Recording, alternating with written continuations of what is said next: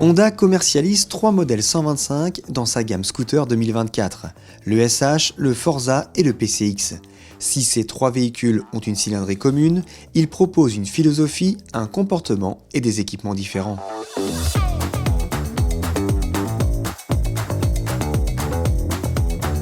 Le Forza 125 est à classer parmi les GT grâce à ses nombreux équipements, sa place à bord et sa meilleure protection générale. Le PCX est l'urbain par excellence avec son gabarit ultra compact, sa facilité de prise en main et son tarif attractif. Le SH est le scooter grande roue référence, capable de se jouer des trottoirs et des chaussées dégradées avec aisance. Le modèle essayé ici arbore une couleur inédite baptisée Vétro.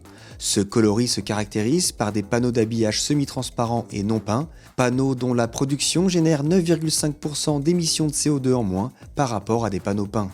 En tant que bon GT, le Forza fait pencher l'aiguille de la balance de son côté. Avec 161 kg tout plein fait à la pesée, il devance largement les 137 kg du SH et les 130 kg du PCX. Ce dernier, avec ses roues de 14 pouces à l'avant et 13 pouces à l'arrière, propose une hauteur de selle de seulement 764 mm contre 780 mm pour le Forza 125, 15 pouces avant et 15 pouces arrière, et 799 mm pour le SH 125, 16 pouces avant et arrière. Le PCX est donc accessible à tous, alors que le SH peut vite devenir contraignant pour les conducteurs de moins d'1,70 m. Le Forza est particulièrement adapté pour les utilisateurs d'1,75 m et plus. Niveau réservoir, le PCX peut embarquer 8,1 litres d'essence pour une consommation de seulement 2,3 litres au 100 km. Le SH brûle environ 2,4 litres tous les 100 km pour un réservoir de 7 litres. Enfin, le Forza consomme 2,5 litres au 100 km pour un réservoir de 11,5 litres, soit la meilleure autonomie du trio. En termes d'équipement, nos 3 protagonistes boxent dans différentes catégories. Le PCX et le Forza disposent d'une boîte à gants, contrairement au SH qui en est dépourvu. Le PCX et le SH ne proposent aucune bulle, alors que le Forza profite d'un pare-brise électrique. L'accroche-sac n'est pas présent sur le PCX et le Forza, contrairement au SH. Les warnings sont disponibles sur le PCX et le Forza, mais ils sont inexistants sur le SH. Les 3 modèles sont équipés d'un traction control et d'un start and stop désactivable à tout moment, d'un ABS, d'un disque avant-arrière, tambour arrière pour le PCX, d'une prise USB et d'une Smart Key. Au chapitre capacité d'emport, le Forza est capable d'engloutir 2 casques modulables, le PCX un jet ou 2 demi-jets et le SH un jet plus une paire de gants. Un top case optionnel est disponible pour chacun des 3 véhicules au catalogue Honda. Assez logiquement, le tableau de bord du Forza se montre le plus complet malgré un compteur et un contour à aiguille qui pourront gêner certains utilisateurs. Autre regret, aucun des modèles présentés ici ne propose de connexion avec un smartphone. Pour faire défiler les menus, le SH et le Forza bénéficient d'une commande à main gauche, contrairement au PCX. Avant d'entrer plus dans le détail, il est bon de rappeler que ces 3 scooters peuvent se conduire avec un permis A1 ou un permis B de plus de 2 ans, plus une formation de 7 heures. Que ce soit le PCX, le SH ou le Forza, tous les blocs moteurs embarqués ici sont des monocylindres 4 temps injection à refroidissement liquide.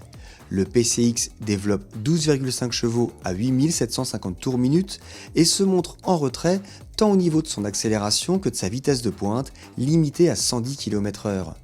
Avec ses 13,1 chevaux à 8250 tours minute, le SH offre les accélérations les plus dynamiques du trio pour une vitesse de pointe de 115 km/h.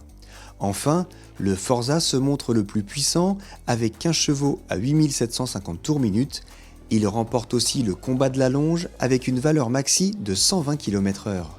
Bien que le tunnel central du PCX et du Forza ne gêne pas pour monter à bord, le plancher plat du SH est un véritable atout pour l'accessibilité. Il permet aussi de transporter toutes sortes d'objets entre ses jambes. L'espace à bord est appréciable sur les 3 modèles malgré la compacité du PCX. À l'arrêt, le Forza demande un peu de muscle pour être manipulé. Il est également en retrait en ce qui concerne le rayon de braquage, un domaine dans lequel excelle le PCX. En dynamique, le SH permet de dominer la route grâce à son importante hauteur de selle. Ses suspensions sont fermes, sa protection est inexistante, mais sa tenue de route est rassurante et sa maniabilité est redoutable. Le PCX propose peu ou prou les mêmes arguments, avec un confort de selle supérieur et un frein arrière très mou. De son côté, le Forza coche toutes les cases niveau confort, protection et tenue de route. GT oblige, il demande un peu plus d'engagement pour être emmené. Notez que les 3 modèles présentés ici sont équipés des excellents pneumatiques Michelin City Grip. Au moment de faire les comptes, il n'y a évidemment aucun gagnant, uniquement 3 scooters aux qualités et défauts bien distincts. Plus cher, mais mieux équipé, le Forza 125 mise sur son gabarit généreux, sa dotation, son volume de chargement et ses aptitudes routières. En léger retrait niveau finition, le PCX 125 se démarque par son tarif, sa compacité, sa faible consommation et sa facilité de prise en main. Enfin, le SH 125 brille par son agilité, ses aptitudes urbaines et ses grandes roues.